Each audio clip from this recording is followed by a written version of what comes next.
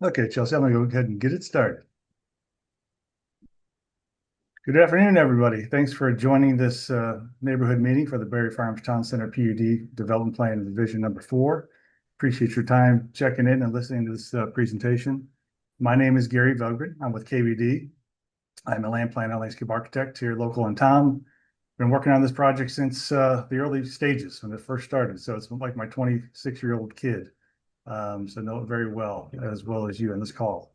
But just want to walk through a couple of slides of what we plan on doing.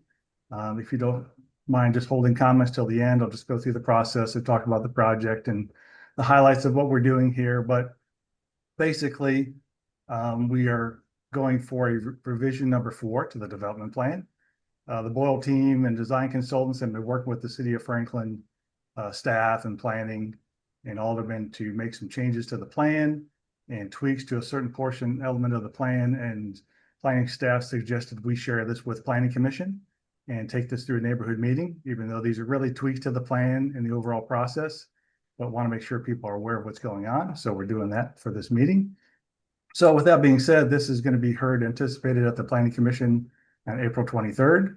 So that's a public meeting, so you can attend that if you so wish and speak your piece and talk about the project, but we want to give you information to know about this project. So I'll kind of get into it. It's a pretty short and sweet presentation, and then we'll open it up for questions at the end as we go through this. But I'll kind of start big picture of what we're looking at here. This is the overall master plan, plus or minus 220 acres, but we're really focused on the central piece here, highlighted in white outline.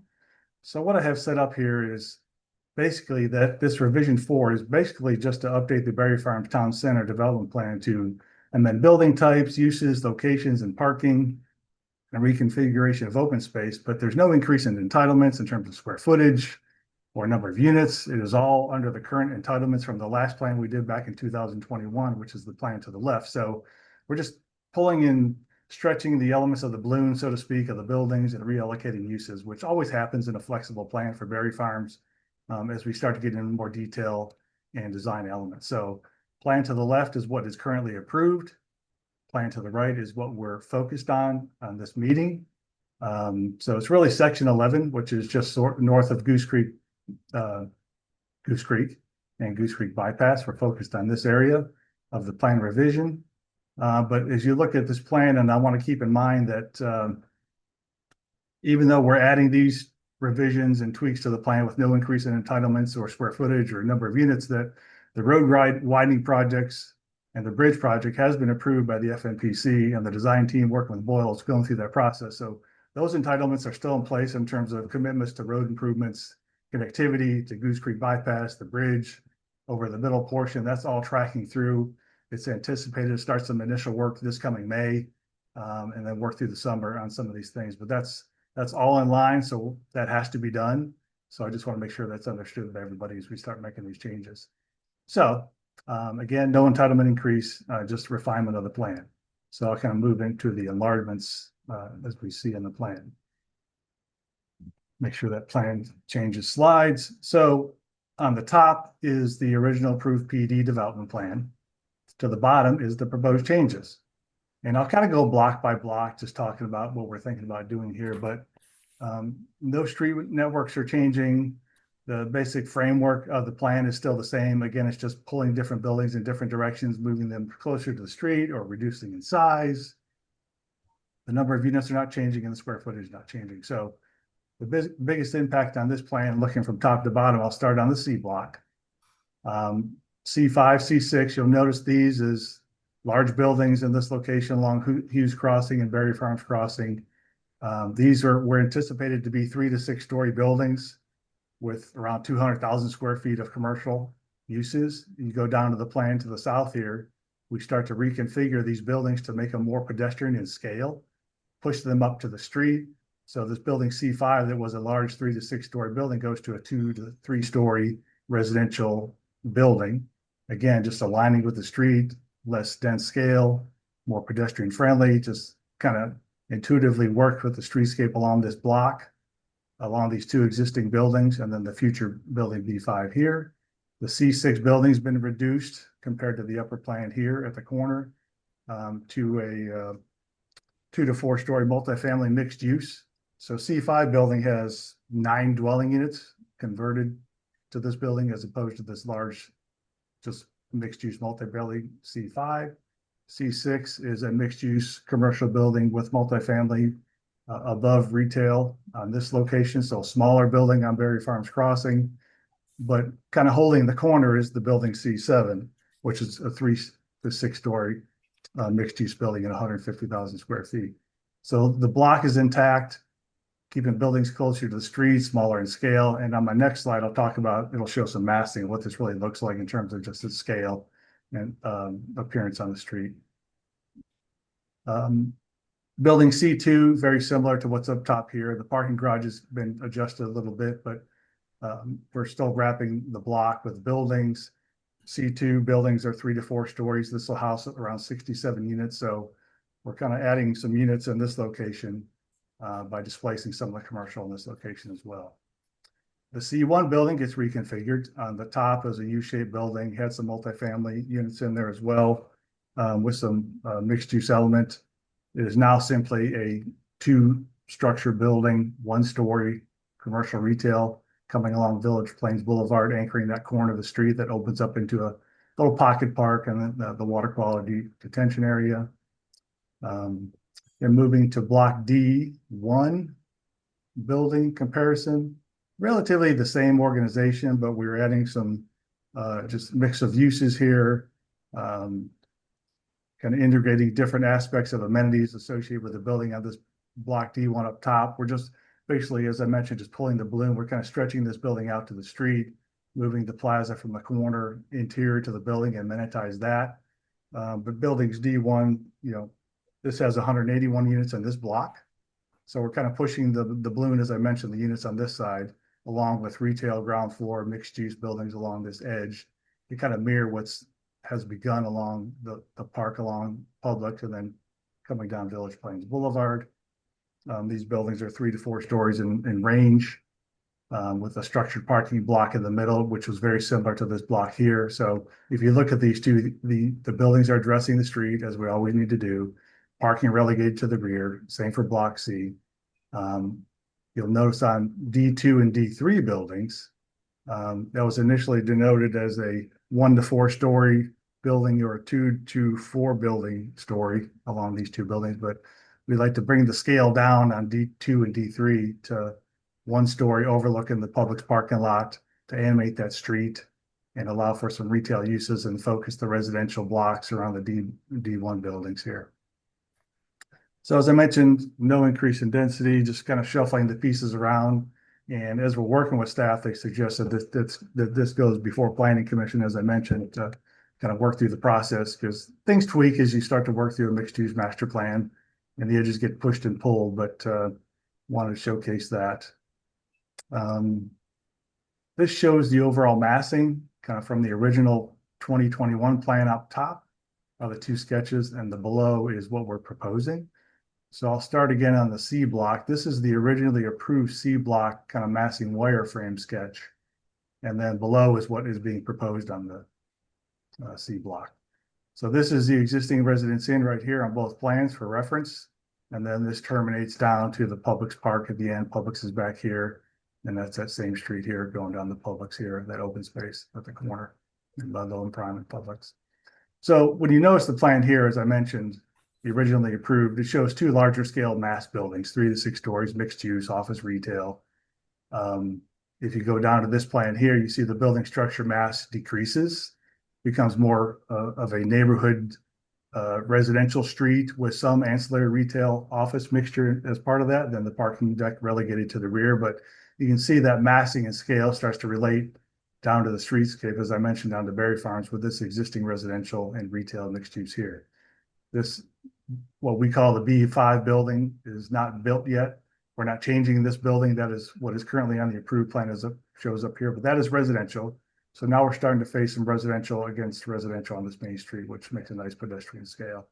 And then transitioning to a mixed use residential building here compared to a larger just office retail building, and basically displacing this commercial back to this corner. So we're kind of similar to this location here. as being a 3 to 6 mixed use building at this corner. And then all the parking is relegated to the rear, just like on both plans. The parallel parking, the street network does not change, just pushing and pulling the buildings along the street. Going back to the D block, this location. So this is you're coming into the Publix parking lot. And then here's the little pocket park in the middle, Ludlow Prime at the corner here in the DOG here. So in this plan, we're showing some, 4-story buildings, parking deck. This plan starts to decrease the heights of these buildings coming in on this plan, coming into Publix. So this lower scale development retail here, going into the mixed use buildings down this street and to the residential with some mixed use here. So you can see the massing becomes more pedestrian scale, a little bit lower in height, start to create that streetscape element as we go through here. So when you look at the big picture of this thing, we're talking 365 units within the block, B and C locations, and D. And we still have the 41 units in section 10. So we're coming in with the same number of units, the 406, 365 units within these blocks, and then 41 units that are in the block 10 section. This talks about just, with Berry Farms being a walkable community, this just kind of shows the enhancement of what the Boyle team is looking to create interconnectivity and walkability. So the blue lines on here are proposed trails and connectivity that will be part of this section here through this block D, connection of sidewalks to section 4 with all the retail, convenience retail here. And just kind of connecting and filling the blocks in for walkability throughout the campus as this plan has been drawn.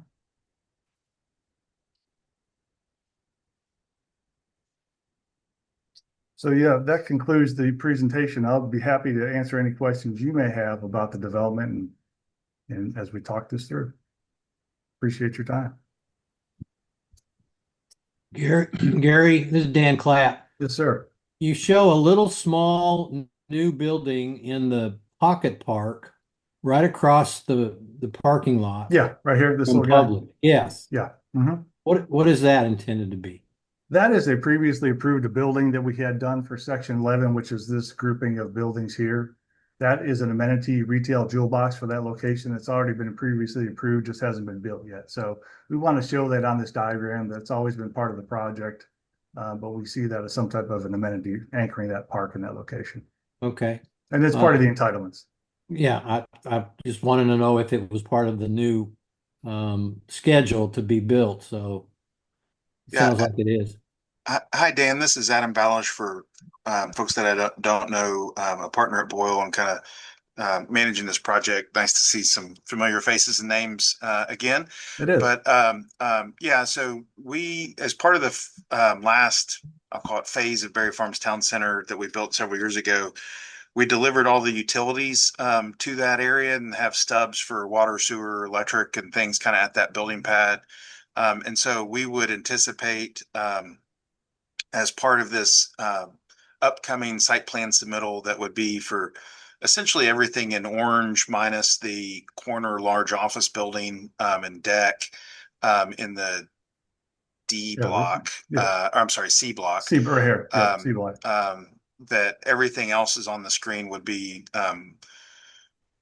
earmarked for a site plan submittal kind of following behind this development plan update. So one thing that I'll share, Gary alluded to a little bit to start the conversation. We were, and this is a good screen to talk through this. We suggested these kind of multifamily buildings flanking Hughes Crossing across from Residence Inn as part of this new plan. Our old plan did not allow for that change. It was earmarked for a mixed use building and something larger in scale. So there are certain what's called triggers in the zoning ordinance that allow for staff to make some decisions, for it to go to planning commission, or in some cases it to go all the way to BOMA. Staff reviewed this requested change and said that given the magnitude of those building switches from what is in the upper left image to what's in the lower left image, they'd like for us to go back before Planning Commission. So we kind of, that's what prompted this process. And so we are not proposing to change any of the former conditions of approval, so to speak, or promises that had to do with phasing and timing of infrastructure. So what has not gone through kind of a public process more recently, because they're infrastructure site plans, and Chelsea, if I misspeak on one of these, just raise your hand on this, but typically infrastructure site plans don't go before Planning Commission. So we have submitted an infrastructure site plan that is for the road widening of Captain Freeman, Village Plains, and Berry Farms Crossing, including the widening of those roads as well as the construction of the bridge. Those were approved by staff through that process. We are gearing up to submit later this month for what is called the one-stop kind of permitting approval process. We have submitted for what's called the ARAP, which is the Aquatic Resource Alteration Permit from TDEC to put in the bridge, and for the Corps of Engineers to make sure that we're not messing with the floodplain and things like that. So our goal would be to start that site work in May for these road widenings. We've been coordinating with Don Harlan and trying to keep the HOA abreast of that. But just to keep the folks apprised on this call tonight, our goal would be to start the site work of that infrastructure second quarter, call it, this year. And then kind of by the end of the summer, beginning of third quarter, not beginning of third quarter, towards the end of the third quarter, we would hope to have a site plan tracking forward for kind of the rest of Town Center, with the exception of the C6, C7, and parking garage buildings that are on the lower image in this slide right now. So hopefully that kind of brings folks up to speed kind of with the overall sequencing of the infrastructure and us trying to make sure that we're ahead of schedule, so to speak, and getting that built so that when we do go to start going vertical on the apartments in the C and D blocks, is that we begin to use the Village Plains Bridge as the construction entry as part of that process. So we want to make sure that we're ahead of that on the site work and not doing that at the same time, if that makes sense. So sorry for the sidetrack off the development plan for a moment. No, it's good points. And I talked a little bit about that, but it's good to reinforce that process is in the works and part of the approval that we got back in 2021. Adam, this is Greg. Could you clarify what you just said about the timing of the bridge versus the timing of the buildings being worked on? Yeah, so we think that and I'm talking kind of general broad brush stroke schedules now because we haven't put these under contract or anything like that yet. But our goal is to start site work on the infrastructure in kind of April or May. And that course of construction would kind of run out through the rest of this year. There are some utility relocations that would need to happen before we could widen the roads in some areas. For instance, down by Daly's, we have to move some transformers and things like that before we can add some laneage. But the bridge would be part of that construction project. We would anticipate starting site work ideally by August in the what I'll call the white box area. That's kind of on the screen. And then, probably 2 to 3 months after that, beginning to go vertical on the multi-family areas. What we call the B5 building, which is kind of out of the picture on the screen. It's a L-shaped building up near Residence Inn right there. That would also be part of the site plan that we would anticipate starting construction on, third or fourth quarter this year. But that's all kind of following along with the widening of the roads and the delivery of the infrastructure. I guess what I want to clarify is that the bridge, the construction entrance for all the work on all these buildings? No,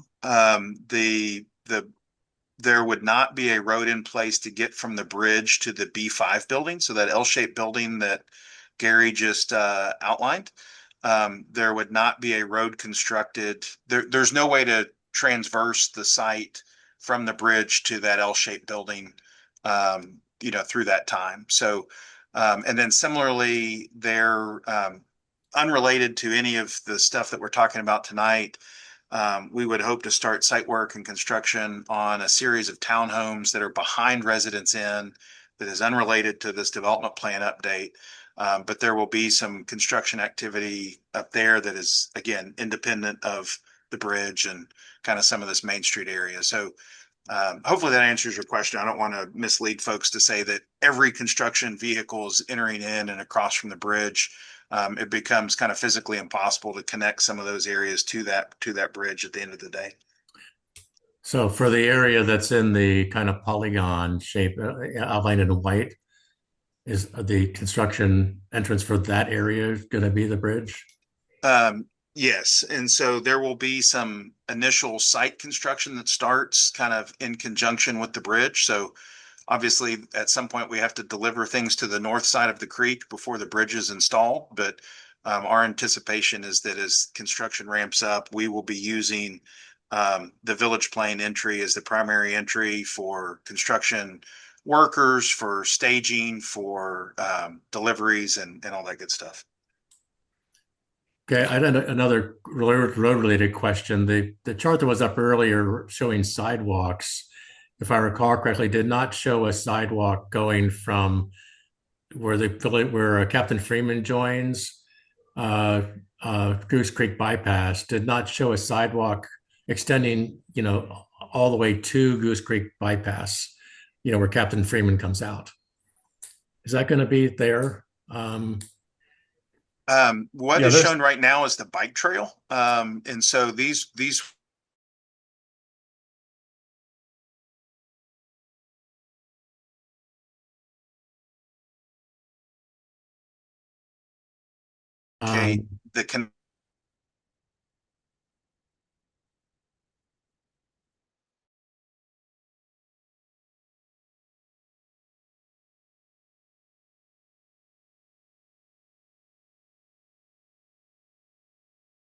and whatnot. Freeman over there as well. So that construction document has been approved. Clinton is going through, like I said, later this month for what's called the one-stop permitting process to do that. So Gary, what Greg is talking about is Captain Freeman, I believe, not Village my Plains. bad. I was talking about Captain Freeman. I apologize. I think it was breaking up a little bit. Sorry. Yeah, Captain Freeman, where it joins to Moose Bypass. Gotcha. Hey, I have a question, please. And thanks for the presentation. Looks great. Sure thing. We're gonna have to upgrade the intersection at Berry Farms Crossing coming in there at the convenience store as well. Is that what I'm understanding? The turn off of Goose Creek into, I'm pointing at my screen, right there by I think you had it circled before, Adam. Are we changing the road to enter the subdivision? Can you all hear me? Yeah, you're back. Okay, Yeah. sorry. Yes, we are widening the road at Berry Farms Crossing next to Daly's. So there is additional laneage that is being widened at that intersection. When is that? What's the time frame on that, if you have it? That also would be started at this May time period and kind of build through 2026. Will we still be able to use that road while it's under construction? There are certain times, and I have not seen the finalized construction, what would you call it, routing exhibit to understand if that is open full time the whole time, or if there are portions of time that it needs to be shut down. Our goal would be to try to keep that open as much as possible. Again, it's being widened to the east. So my hope is that the majority of that laneage could stay open going to that signal, but we haven't finalized the construction staging with the streets department for Franklin to know kind of how that's being finalized. We haven't even selected the contractor yet. We'll be working to do that over the next 30 to 60 days. Thank you. Sure. Adam, Gary, I'd like to come back to clarify the last thing we were talking about, will the final plan show a sidewalk going all the way down Captain Freeman to Goose Creek? I don't recall if that is or not. I can look that up while we're talking about other things and get back to you on that, or get back to you separately. Well, I guess my input would be, if that's not currently in the plan, I think that's important to add to the plan. Yeah, no, there was a decision made, and again, I need to pull it up to look at it. There was a decision made by the city of Franklin 10 years ago or whenever, when we built this, is that they did not want it connecting at that location. So at the time, the bridge was not built wide enough to make that connection, because they Right. wanted the pedestrian traffic going east and west back to some other additional connections. And so at the time, there was not a connection there. The connection to the south is made at Village Plains, not at Captain Freeman. Mhm. So they were not trying to drive pedestrian traffic to the south at that location. So don't know the merits, if that was a good or bad decision at the time. I'm just kind of rehashing what was decided a decade ago when that was built with the city of Franklin. So Yeah, I don't know I what. understand your question and your ask, and I don't know the answer to that right now, but we'll pull that up. I mean, you're widening the road, right? As part of the project, you're widening that space. We You're are widening widening the bridge. road, not the bridge. So just to clarify. Oh, huh. Okay. I just think Again, that, I will get back to you on the answer to that question. okay. So, I just think it's a safety issue for residents that are walking. So, yeah. And as of right now, there is not a walking condition across that bridge. So if Correct. you or any other resident does that, It's a there is tight no squeeze. sidewalk right there. So you are taking that into your own hands. but it happens. It's real life. Yep. Hey, Gary and Adam, Don Harlan. Hey, Don. Hey, quick question on the parking garage that's in behind the now single-story buildings at front, Captain Freeman and Publix. Is that parking garage going to be like a solid wall that faces Goose Creek, or what's going to be the look of that parking garage? Yeah, know so it looks I like appreciate you asking that, Don. So Franklin's got some pretty strenuous design criteria that sets out what garages can and can't be from I'll call it veneer standpoint, what the materials have to be in order to kind of match or resemble adjacent buildings.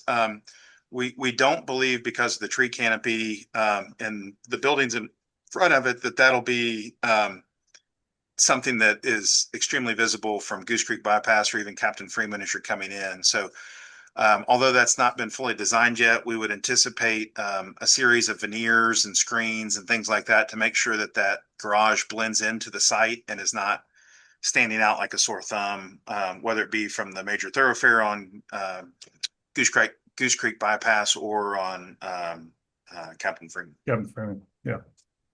Also, I really like the one-story structures that are along the main boulevard there at Captain Freeman. I think that's a big enhancement of the look of the first impression coming into the community. I think that's a big win. What about the amenity in behind that parking garage? What exactly what type of, is that basically for the town center, or is that a community amenity, or what's the plans for that in that brown T-shape? Yeah, so that area we're anticipating is kind of an apartment amenity, not too Mhm. dissimilar from kind of what's in the top of the screen where the pool is behind the white building and the existing Berry Farm. So right now, there's nothing kind of shown on this plan that is I'll call it community amenity for all of Berry Farms Town Center, other than the multi-use trails that were highlighted on one of the other sheets. Yeah. Okay. Thank you. Sure.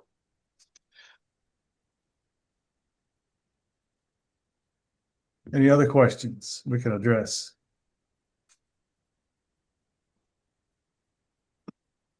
I'll just make a comment. When you widen Captain Freeman in order to get more stacking, you're probably going to challenge some of that tree canopy that's along that road. Are you going to be able to save those trees? That's a great question, Dan.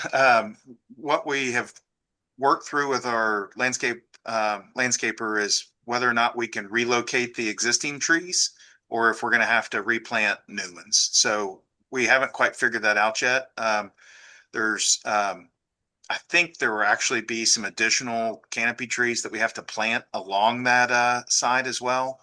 I would love to be able to transplant those because of the maturity that we've achieved on those and the fact that they kind of match, size wise with the specimens on the other side of the street. But we don't have the answer to that right now, Dan. I'm sorry. Okay, well, if you get to the point where you are going to relocate them and you need places to relocate them to, I think there are some lost tree sites throughout the neighborhood where they could easily be used. Relocated? Yep. No, thanks for that. That's a good call. For that advice. Thanks for the report, guys. Appreciate it. Thank you. Any other questions? Looks like there is a Is there a question chat on the question? chat, maybe. I'll pull my screen up. It says, when is section 10 building beginning? So Yeah. we're under contract right now with a builder called Celebration Homes that built a large portion of the single family homes in Berry Farms. Right now, kind of the game plan for section 10 is that we would try to start construction on that during kind of the end of the second quarter of this year for site work. With some of the townhomes starting construction, most likely near the end of the third quarter time period. Good question. I think that was the only chat question.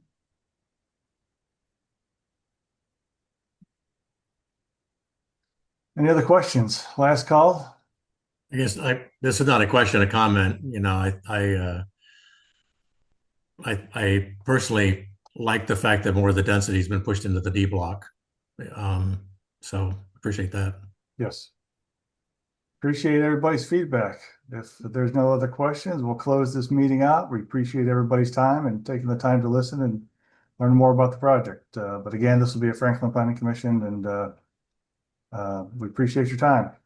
Thank you y'all. all. Have a Thank good you. evening. Appreciate it. All right.